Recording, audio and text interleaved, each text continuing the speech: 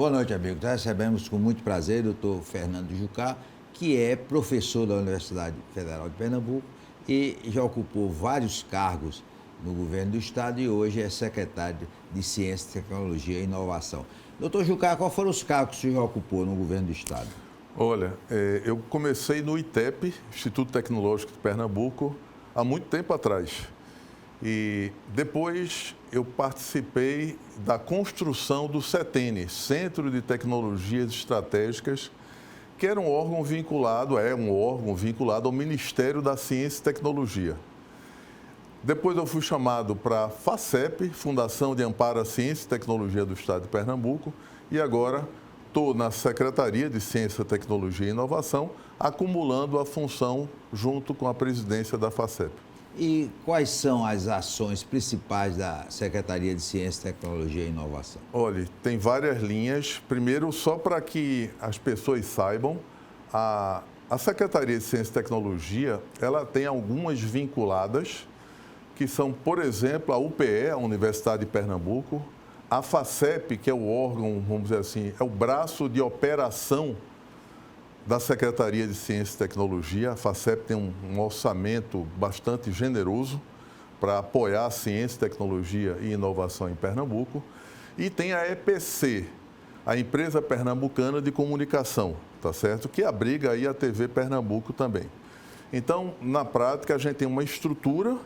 Dentro dessa estrutura ainda tem o Espaço Ciência, que todo mundo conhece, são mais de 100 mil visitas por ano, 100 mil visitas por ano, Espaço Ciência. Nós temos o Parque TEL, de eletroeletrônica, que agora ampliou o escopo de atuação do Parque Tecnológico para apoiar a indústria de Pernambuco. E ainda temos 2 contratos de gestão, um com o ITEP, o Instituto Tecnológico de Pernambuco, e o Porto Digital, que todos nós conhecemos muito bem. Esse Parque TEL é um sistema parecido com o Porto Digital, né? É, Leva indústria de TI. Perfeito. Só que o Parque TEL, ele trabalha mais com hardware, ele trabalha mais com desenvolvimento de protótipos, circuitos eletrônicos. A gente tem um braço mecânico que funciona a partir de impulsos cerebrais. Então, é uma coisa da área da saúde que pouca gente conhece, tá certo? E tem empresas desenvolvendo circuitos integrados, tá certo? Já o Parque Digital, o Parque da Cidade de Eletrônica de Recife, certo? Porto Digital, ele desenvolve mais software, soluções para atendimento às demandas da sociedade. Então, o Porto Digital é mais software e mais desenvolvimento de processos e produtos de interesse da sociedade, programas de computador, aplicativos, etc., enquanto que o Parque TEL é mais hardware, desenvolve circuitos eletrônicos e protótipos para a indústria. A área de TI de Pernambuco é uma referência nacional. A área de TI é uma referência nacional. Só para que vocês tenham uma ideia, Pernambuco hoje ele se situa em 5º lugar no país em investimento na área de ciência, tecnologia e inovação. Então, alguém pode dizer assim, mas em 5º lugar, quando a gente divide o que é aplicado pelo governo do estado em ciência, tecnologia e inovação, nós temos, e dividindo isso pelo ICMS, por exemplo, que é um índice de referência que todos os estados têm, então a gente está em 5º lugar, mostrando a prioridade do governo do estado para investimentos nessa área. E uma questão que surge disso, João, é que, por exemplo, o estado de Pernambuco ainda não é o 5º mais desenvolvido do país. E por que isso, né? Então, um desafio da nossa Secretaria de Ciência, Tecnologia e Inovação é como levar o conhecimento que é gerado nos grandes centros de pesquisa, nas universidades, na academia, nos institutos, para fazer desenvolver mais ainda a indústria pernambucana, os serviços pernambucanos. Então, o desafio é aproximar o setor produtivo das universidades, das academias e dos centros de pesquisa. Em Pernambuco, na área de robótica, tem ganho vários prêmios nacionais, né? É ensinado em escola pública, né? É a robótica da sua secretaria? Veja, robótica são de várias secretarias. é um programa robusto do Porto Digital, tá certo? É um programa robusto do Parquetel. Então, robótica hoje, cada academia tem um processo de desenvolvimento, tem cursos voltados para a robótica, tem linhas de pesquisa voltadas. Então, a secretaria não tem, vamos dizer assim, uma linha específica de robótica, mas apoia vários projetos na universidade, vários projetos no Porto Digital, vários projetos no Parquetel que envolvem robótica. O senhor acha importante o ensino da robótica nas escolas públicas? Veja, toda essa, vamos dizer, a mecanização digital da indústria, do comércio e de todos os setores da sociedade, vai existir um futuro muito próspero. Ou seja, é importante que as pessoas saibam para onde está indo o mundo. A gente está agora há pouco falando sobre as fábricas de automóveis que a gente tem em Pernambuco, no caso a Jeep, a Fiat, etc. Elas são completamente automatizadas. E uma discussão que se colocou na época foi: vamos tomar empregos de pessoas por conta da robotização da indústria. Veja, o que há, de fato, é uma mudança do tipo de emprego.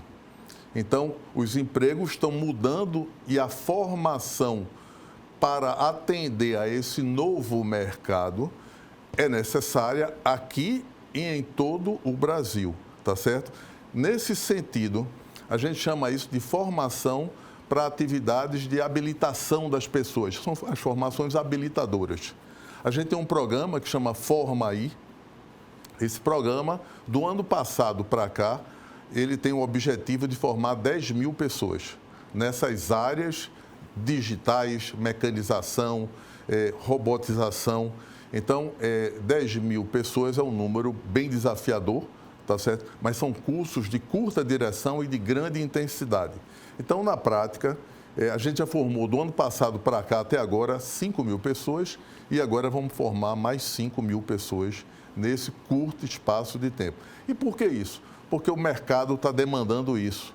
Existe um número alto de desemprego no Brasil inteiro e muitos desses desempregos se devem a essa falta de formação habilitadora para que as pessoas possam enfrentar esse novo mercado de trabalho. Por quê? Por exemplo, em empresas do Porto Digital, tem emprego sobrando. Isso é verdade, isso é, vamos dizer assim, a gente sabe disso. Existe um esforço agora, a gente com a UPE, de montar turmas específicas para atender a essa demanda do Porto Digital, tá certo? E isso é um trabalho em curso. No caso do Porto Digital, eles estão querendo formações mais duradouras, cursos de especialização, cursos de pós-graduação, que demandam um pouco mais de tempo para ser atendida e não cursos de pequena duração, entendeu, João?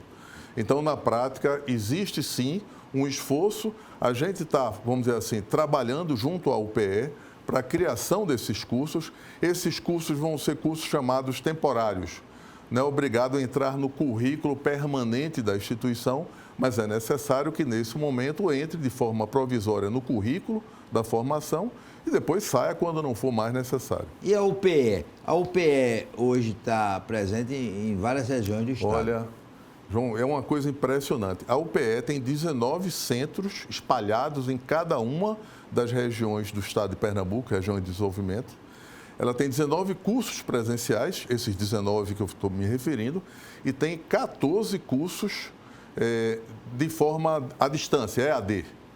E ainda tem 3 hospitais de referência de atendimento às pessoas, de ensino, de pesquisa em hospitais na área de saúde. Então, a UPE nos enche de orgulho e muita gente não sabe o que a UPE está fazendo hoje. Eu acho que existe aí uma dificuldade, talvez, de comunicação, certo?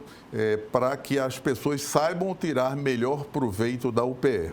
Então, quase 30 instituições espalhadas em todo o estado, com grande capilaridade e preocupados com o desenvolvimento do estado, eu acho que a UPE está nesse caminho, está indo no bom caminho. Claro que tem muito trabalho a ser feito e até ser reconhecido, porque a UPE não é, vamos dizer assim, a mais famosa das instituições de Pernambuco do ponto de vista de universidades.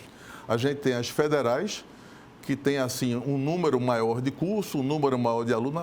A UPE hoje tem cerca de 20 mil alunos. Então, a UFPE tem 40 mil alunos, quase 50 mil alunos.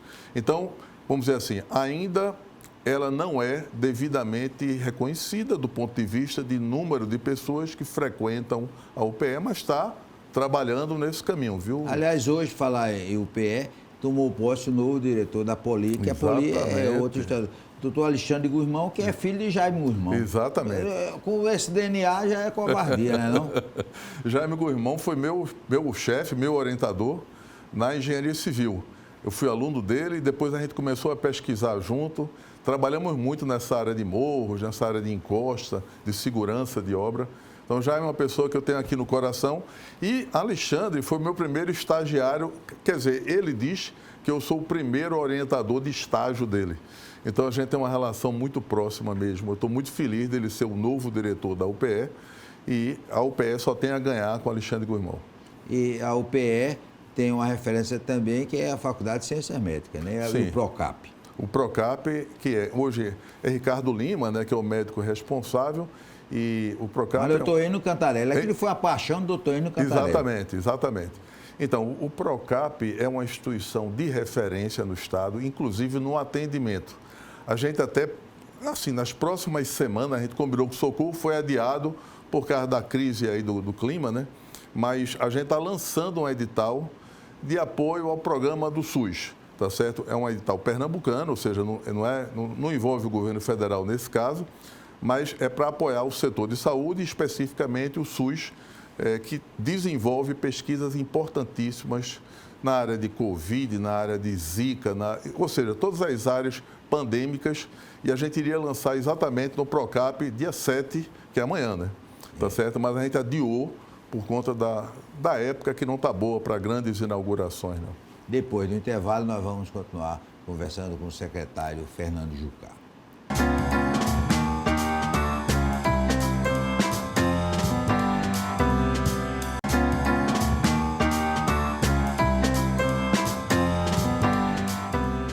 Fernando Jucá, o senhor tem uma paixão que é a FACEP. Por que essa paixão? A FACEP é uma instituição sólida, foi muito bem construída há 32 anos atrás, e ela hoje desfruta de prestígio nacional e internacional, ela tem cooperações internacionais, grandes programas de pesquisa, tá certo? E apoia, para o senhor ter ideia, cerca de 4 mil bolsistas. A folha da FACEP hoje é em torno de 4,5 milhões só de bolsa, certo? E a gente apoia 4 mil. A gente diz até que a pós-graduação de Pernambuco hoje existe em grande parte por causa da FACEP, que tem aportado um número crescente de bolsas de mestrado, de doutorado e bolsas de pós-doutorado também. Em Pernambuco, nós formamos 1.000 doutores por ano. Então, a gente tem que cobrir e tem que dar trabalho para esse povo melhorar Pernambuco. Agora nós vamos falar com o professor Fernando Jucá, que é especialista nessa área de morro, por que é que houve tanta queda de barreiras aqui no Grande Recife, doutor Fernando? Veja só, o que na realidade existe é uma coincidência muito ruim. É uma coincidência que junta um fenômeno climático que não é comum, é raro, tá certo? Uma chuva do porte da que a gente teve 3 na história recente de Pernambuco e na área metropolitana do Recife. Só que, para nós, um evento climático dessa monta, ele impacta mais ainda porque a gente tem um sistema fragilizado. Nós temos uma área que tem um nível d'água muito alto, a gente tem uma área de morros que sempre teve problema de alta densidade ocupacional. E essa alta densidade ela é feita de forma equivocada, as pessoas cortam o morro para trazer mais gente, mais parentes que estão morando longe para cá, para poder trabalhar. Então, é um problema que se mistura falta de drenagem com densidade ocupacional, com um problema social tremendo, porque as pessoas não podem morar distante, porque tem que trabalhar perto, senão perdem o emprego. É um problema assim, o sistema em si funciona de uma forma ainda precária. Os sistemas de informação, eles não estão conectados. A comunicação ainda é deficiente e, portanto, a população muitas vezes não acredita no alarme ou não sabe para onde ir, tá certo? Então, são questões muito relevantes que têm que ser tratadas em fóruns muito grandes, maiores, tem que envolver a comunidade para apresentar soluções. Então, na prática, é uma coisa que eu digo que é difícil de resolver, mas a gente tem que começar. A gente tem aí três etapas aí. Uma é a parte política, a lei que, vamos dizer assim, que autoriza o município a resolver a questão dos morros e da drenagem urbana, não é a lei. O Estado, por exemplo, não tem cobertura legal para fazer isso. Quem tem é a prefeitura, tá certo? O Estado tem competência com a Compesa, que cuida da água limpa, mas a água de drenagem urbana não é água limpa, entende? Então, existe aí uma dificuldade tanto de lei quanto também de cobertura. Por exemplo, a área é região metropolitana, não é Recife nem é Jaboatão, ou seja, envolve um, interfere no outro. Então, aí tem uma questão aí territorial que precisa se sentar muita gente na mesma mesa, tá certo? Para fazer projetos estruturadores que possam ter previsão de custos, de etapas e depois de controle de operação. Fora isso, só para terminar, existe uma questão social muito importante. A gente tem que conhecer melhor essa população e apoiar melhor essa população. A gente tem que ouvi-la e procurar soluções dentro do que ela precisa, tá certo? E não do que a gente acha que é o melhor, tá certo? Porque, doutor Jucá, um problema também que não é muito abordado é a falta de um controle de natalidade, né? Aí você vê essas famílias pobres com 5, 6, 8, 9 filhos, né? A questão social é a mais difícil que tem, certo? Porque não só esse controle é necessário, mas também você saber, conhecer. Por exemplo, hoje a gente tem a ideia de que metade da população de Recife mora nos morros. Uma parte ainda de 10, 20% mora nas áreas alagadas, tá certo? Veja, já tem aí 70% da população. Então, eu acho que a gente deve dar prioridade a um planejamento estratégico nessas áreas de morros e as áreas de alagamento, tá certo? E cuidar principalmente do aspecto social dessa população que está sofrendo já há muito tempo e a gente precisa encontrar caminhos. É difícil de resolver? Precisa de muito dinheiro? Precisa. É um fruto de vários governos lá atrás, que desde muito tempo, veja, eu era estudante, trabalhava com Jaime Gurmão, que você colocou, e já se falava nisso, era um problema. Naquela época morria 100 pessoas por inverno, 100 pessoas por inverno. Hoje está morreram agora 130 numa semana, 128. Então, esse é um problema sério que tem que envolver várias mãos. A gente tem que acabar com esses preconceitos ou essas questões. Não, isso aqui é minha responsabilidade. Vamos botar todo mundo na mesa e procurar resolver. Não vai resolver rápido, vai resolver começando a resolver com projeto, com etapas de execução e com recursos que são programados. Não tem problema nenhum. É um problema, falam muito, em plantar bananeira nas encostas, prejudica? Veja, as pessoas, a bananeira, ela é uma estrutura que retém muita água. Se você cortar o caule da bananeira, você vai ver que tem muita água ali dentro, tá certo? A bananeira, ela é pesada, então ela pode prejudicar no peso, mas em termos de ser bananeira e ter água, veja, não tem problema nenhum, porque ela está retirando a água do solo, e tudo que eu mais quero é retirar a água do solo. Mas não vai ser com a plantação, nem eu acho que com essas coberturas plásticas a gente vai resolver esse problema. Eu acho que a gente tem que trabalhar muito em drenagem, mas uma drenagem eficiente, uma drenagem que tenha um colar. Nossos morros, ele formam um colar em relação à planície, né? É uma coisa, ele abraça a planície, o nosso. A gente tem que ter um grande canal arrodeando todo esse morro, certo? De um lado e do outro, tá certo? E a gente tem, na vertical, que fazer as drenagens para que a água chegue nesse canal. A gente tem que fazer uma conta simples. Por exemplo, a cidade de Santos, a cada 4 quadras, a gente tem um canal artificial feito pelo homem. Por quê? Foi feita a conta. Quanto chove, o que é que pode chover de máximo aqui. certo? A gente tem que drenar essa água. Quais são, doutor Jucá, as principais ações que o governo do estado vai fazer para tentar minimizar esse problema da queda de barriga? Veja, o governador já anunciou na sexta-feira passada uma série de ações de apoio às famílias impactadas. O senhor deve ter visto, mas vai desde apoio realmente a materiais, mas também vamos dizer assim, dar um salário para aquela família de forma vitalícia, aquela família que foi fortemente impactada, inclusive com a pessoa da família morrendo, né? Então, o governador está preocupado com isso, está preocupado em recuperar essas áreas, ele está preocupado com as vias de acesso.